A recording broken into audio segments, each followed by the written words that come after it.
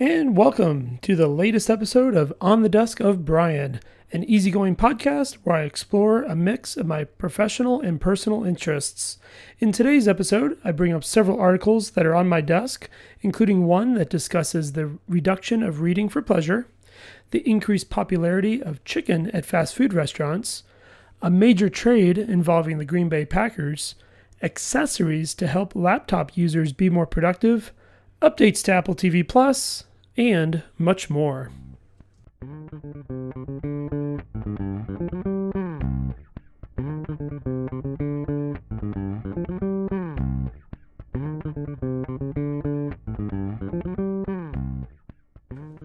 First up, in education, Lisa Bonos had a very informative article in the Washington Post. In her article, she discussed a study done by researchers from the University of Florida and University College London, where she notes a staggering statistic regarding how drastically reading for pleasure has dropped over the past 20 years. In 2003, about 28% of Americans aged 15 and over read for pleasure daily. Fast forward 20 years later to 2023, that number is only 16%, a reduction of 40%. What is perhaps even more astounding is that the study mentioned 46% of Americans did not read any books in 2023. That number is even higher at 56% for Americans who do not have a college degree, but still 27% of those for those who are college grads. The article also drew up the concern that only 2% of adults read to children daily. While I'm a little unclear, based on how the article was written, if the population surveyed were parents of young children or the general population. The colleges are also changing their expectations of their students when it comes to reading, as many professors are assigning less full books to read and more excerpts instead. And when those excerpts are delivered via video or audio, they are often being consumed at 2 to 3 times speed. In the age of AI, the study also shares that many are also utilizing AI assistants, such as ChatGPT, to summarize what they've read so far. The report also mentioned the importance of leisure reading when it comes to health benefits, such as reducing stress and anxiety, as well as overall improvement in social well-being. Sankey, the co-director of the Epi Arts Lab at the University of Florida, added too that an increase in access to libraries could help improve reading. In thinking about my own reading habits, I used to read a lot in my youth. In elementary school, I would devour books and would easily clear dozens of novels each year. As I got older, my reading habits changed. I began reading more nonfiction starting in middle school and really never looked back. As technology changed, so did my reading habits. While I still read a ton of articles each week, I also read a fair amount of books. Rarely, though, are they tangible books. I read a fair amount of ebooks, and these days the vast majority are audiobooks. And I must confess, just like the report that many readers are taking in their information at higher speeds, I too play those audiobooks at 2 times speed. I also do the same for podcasts that I enjoy as well. Moving next into economics, I found an article the other day on the return of the McDonald's snack wrap, and it had some great connections to economics that looked at how the demand of customers has been changing, and fast food restaurants are making changes to their offerings to meet that new demand. It was found on Sherwood News and written by Adam Chandler. It's titled, "The McDonald's Snack Wrap is Just Another Pawn in the Chicken Wars." The article goes on to note that chicken overtook beef as the most consumed U.S. protein in 2010. There are several reasons for this, some on the demand side, such as health concerns regarding eating red meat, and the perception that consuming chicken is healthier than beef. On the supply side, producers have innovated ways to make chicken cheaper and faster to produce. As such, we're seeing a rise in the popularity of fast food restaurants that cater to chicken, such as Raising Cane's, Wingstop, and Dave's Hot Chicken. And other restaurants that traditionally are known for their burgers are retooling their focus to offer more chicken products. Next, we're moving into sports news, starting off with basketball and the Phoenix Suns. We're still about a couple months away from the start of the new NBA season, but I found an article from Arjun Julia in Basketball Network that brought back some fond memories of the Suns in the early 2000s. In the article, it rehashes Phoenix Suns Raja Bell's famous clothesline of Kobe Bryant in Game 5 of the Suns-Lakers playoff series. Bell did receive a one-game suspension for that incident, but it mentioned that his action was a reaction to elbows Bell received to the face from Bryant. In an interview, Bell said that he did not regret his actions and added that he didn't respect Kobe. Fortunately for the Suns, the one-game suspension that Bell faced didn't impact the result of the series, with the Suns winning 4-3, despite, at the time, being down 3-1. A funny moment was added to the incident when Kobe said in an interview after the incident that Bell wasn't hugged enough as a kid. Bell said his mother then later had a funny run-in with Kobe right after the Lakers lost when seeing Kobe in the family room in the arena.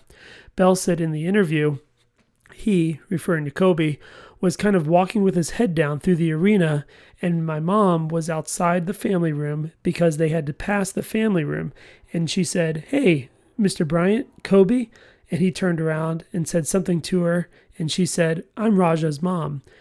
I don't know what he said to her because I wasn't there.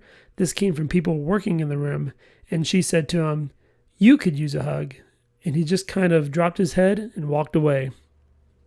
All right, so we are, like I said, a couple months out from the Phoenix Suns 25-26 season. I'm hoping that they put a quality product on the court and play hard every night. It really was disappointing to have all that talent the last couple years only for them to squander it away and not even make the playoffs last season.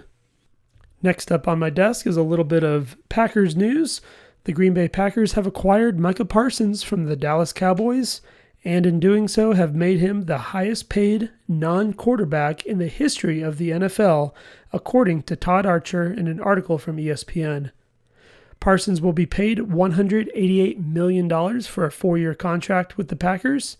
In exchange for Parsons, the Packers had to give up first-round picks for both the 2026 and 2027 NFL Draft, as well as defensive tackle Kenny Clark. People are saying there's some parallels between the Packers acquiring Parsons and when they did the same with Reggie White. Both Parsons and White are the only players in NFL history to record 12 or more sacks in each of their 4 seasons. Next up, we got some news for Arizona State University. Out of AZ Central is a story from Michelle Gardner, who wrote about Arizona State University football coach Kenny Dillingham's incentive to fill seats for Arizona State home football games. Essentially, season ticket holders who ensure their seats are used for all 7 of the home games will be entered into a raffle to win an all-expense-paid road trip to an ASU away game in the 2026 season. They are eligible if either they attend themselves or make sure that someone else is using the seat.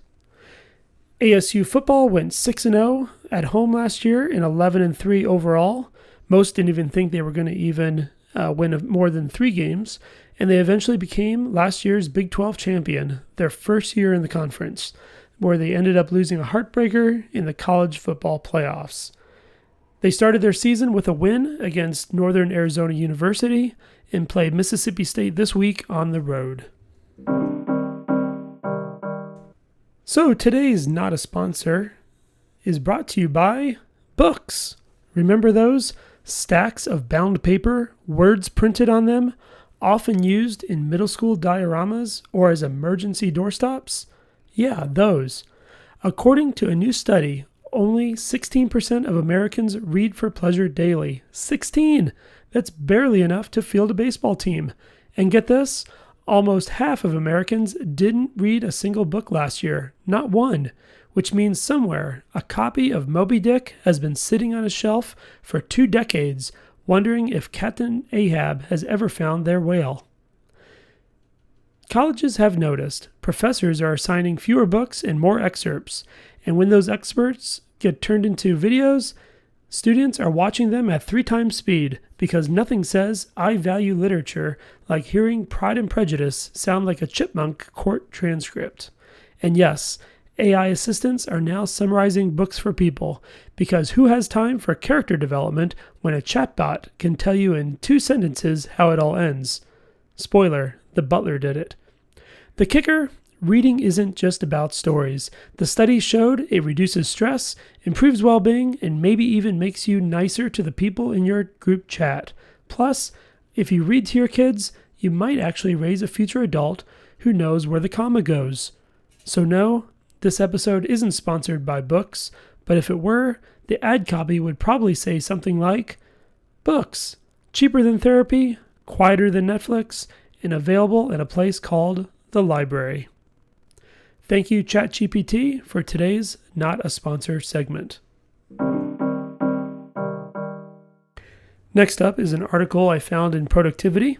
Michael Bazzocco wrote an article for BGR that suggested 5 accessories you should consider using to be more productive on a laptop. The first accessory recommended is a laptop stand. Having your laptop on a stand can help ensure that the screen is at eye level and helps to prevent neck strain while also improving posture. To help with the limited number of ports that a laptop generally has, Michael recommends picking up a USB-C hub that can expand the number and variety of ports to plug into other peripherals. While people can become quite proficient at the use of a trackpad, most people can be more productive using a mouse.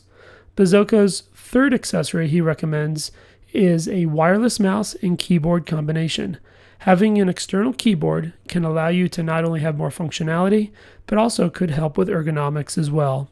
Then, choosing a mouse that offers the specific functionality you need can help you achieve more in your time working. While laptop batteries are continuously getting better with each new release, ultimately they do run out of power, and sometimes we are not close to a charger. A portable charger is something recommended to pick up to increase your productivity using a laptop, extending your continuous use of the device by several hours. Finally, Michael recommends picking up noise-canceling headphones to be able to block out non-essential chatter and block out distracting sounds.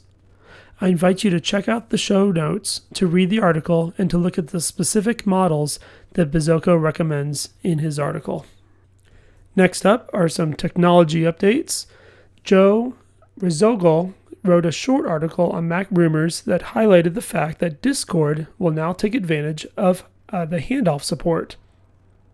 The release notes for Discord state, if you're a Discord channel on one device and switch to a different device, you'll now see Discord pop up as a recommended app on the dock on the Mac and iPad, or the app switcher on iPhone.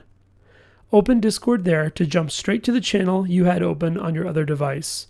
This is one of the greatest reasons I think for working in the Apple ecosystem, and the added benefits to the user now will be available on multiple Apple devices when you use Discord. When this episode releases, we're also going to be about a week away from the event on September 9th in what Apple calls All Dropping. Alex Perry from Mashable wrote an article highlighting 8 products he thinks will be announced at that event. 4 of those are new iPhones.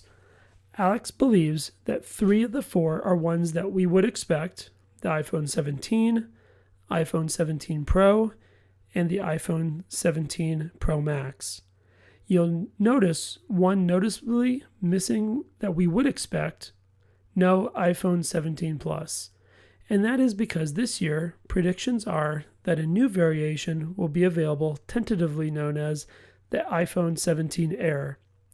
It's predicted that this new Air model will differentiate from others, being very thin, supposedly only between 5 and 6 millimeters in thickness. It may also have a very large screen, rumored to be around 6.5 inches. However, it's rumored that these specs do come with a compromise, only having one camera lens rather than the 2 or 3 with the other models, and also having a smaller battery capacity. Alex also predicts 3 new models of Apple Watches, including the Apple Watch Ultra 3, the Apple Watch Series 11, and an updated Apple Watch SE. The article also mentions this year's watches will also be a modest performance boost over their predecessors. But the Ultra 3 may gain 5G support and the ability to send text messages via satellite. The last new hardware predicted at the Apple 9th event are AirPods Pro 3. The updated AirPods may have improvements such as a design change, as well as the ability to monitor heart rates and even temperature. We will know in less than a week which products were accurately predicted, and if there will be any one more things announced. Next up across my desk in entertainment news. In streaming, in episode 8, I had noted that Apple was a finalist for landing Sunday Night Baseball, in addition to the Friday Night Baseball games that it already had. Now, an article from Hartley Charlton in Mac Rumors is stating that not only is Apple not going to be the home of Sunday Night Baseball, they are also exercising an early opt-out provision to stop streaming Friday Night Baseball as well.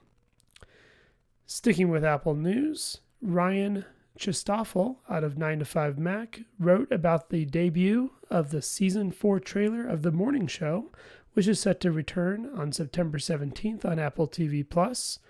Apple's summary of the trailer states, "The Morning Show's Season 4 opens in spring 2024, almost 2 years after the events of Season 3. With the UBA-NBN merger complete, the newsroom must grapple with newfound responsibility, hidden motives, and the elusive nature of truth in a polarized America. In a world rife with deepfakes, conspiracy theories, and corporate cover-ups, who can you trust? And how can you know what's actually real?" In another story published by 9to5Mac, and this one written by Benjamin Mayo, Apple is increasing its monthly price of Apple TV Plus from about $10 to $13 per month. The price increase is effective immediately, but existing subscribers will see the increase 30 days after their next renewal date. However, it is important to point out that the price for annual Apple TV subscriptions, as well as subscription price within the Apple One service bundle, remains unchanged. I'm an annual subscriber, so it looks like my subscription rate won't change. I've long said that Apple TV Plus is the best streaming service I subscribe to. I watch almost all their programming, and when the service first launched, the programming was very high quality, but was limited. Now, 5 years later, the library of its offerings is rather extensive, and on top of that, there's a steady stream of quality programming releasing almost each week. Also, Apple TV Plus has gotten into live sports. I mentioned earlier the Friday Night Baseball programming. It's something my wife and I enjoy watching each week. Based on the fact that Apple raised its monthly price by about 30%, but didn't touch its annual subscription price, it makes me think that perhaps Apple is trying to get more people to switch to its annual plan in order to encourage its customers to not drop off after binging some of its popular series. Okay, so before heading out, I want to make sure that you're aware that Macstock 9's Digital Pass is now available for $149.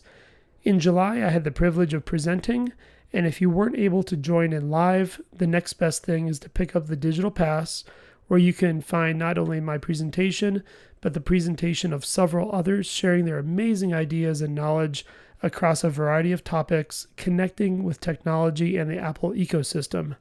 A link will be available in the show notes. So that wraps up another episode of On the Desk of Brian. If you liked what you heard today, please be sure to follow and subscribe so you don't miss any episodes. And if you want to find me between episodes, you can find me often on Mac Voices Live, which records on Tuesday evenings, 8 p.m. Eastern, 5 p.m. Pacific. Please visit my website, brian8944.com, so you can keep up with all my ongoing and upcoming projects. You can also contact me there with any feedback you may have. So until next time, so long for now.